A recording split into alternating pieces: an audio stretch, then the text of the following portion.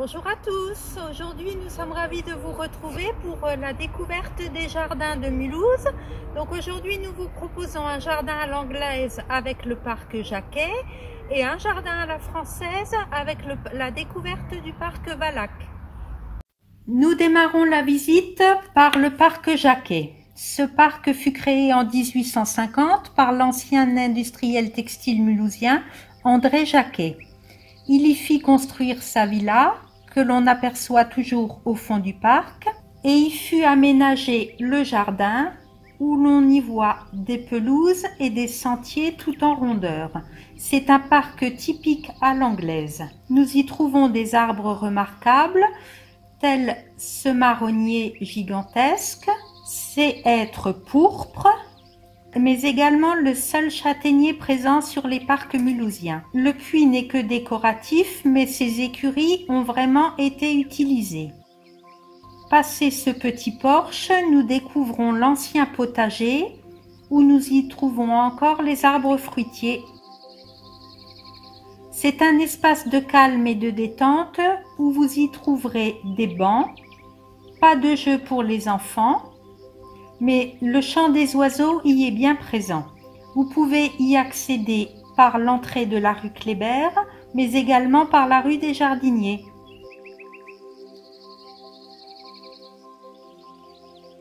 Le parc Valac est le seul jardin à la française de Mulhouse. Il a été créé en 1935 sur les commandes de l'industriel Alfred Valac et est situé au Waldeck qui donne sur la forêt du Tannenwald. Ce grand parc de plus de 2 hectares est séparé en plusieurs espaces où se trouvent plusieurs statues rappelant l'Antiquité. En arrivant, on aperçoit d'abord les balcons.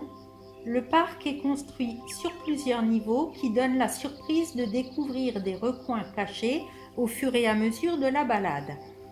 Puis, le bruit de l'eau nous attire vers une ravissante fontaine sur un parvis à la fraîcheur de grands arbres. Au bout de l'allée, quelques marches gardées par 2 lions nous entraînent au premier niveau. Les parterres et les allées dessinent des broderies géométriques sur le sol qui ont donné leur nom à cet espace. À cette période de l'année, on y trouve encore différentes espèces de tulipes et de narcisses.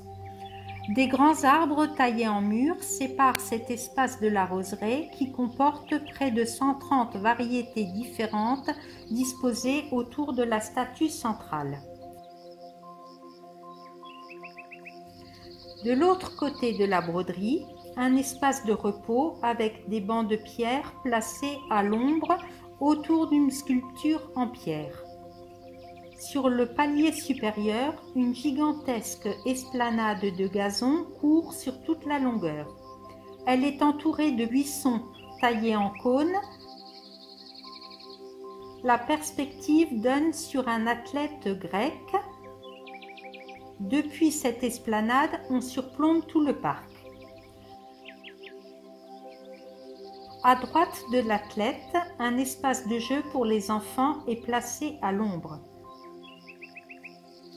À gauche, on arrive sur un petit labyrinthe typique des jardins à la française.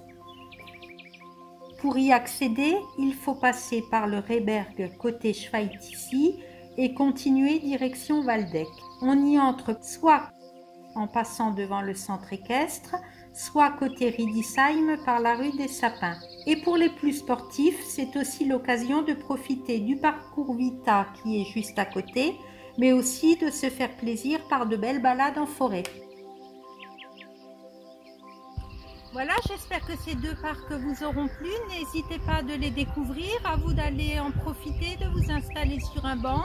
Et c'est tout proche de chez nous, donc profitez-en. À bientôt!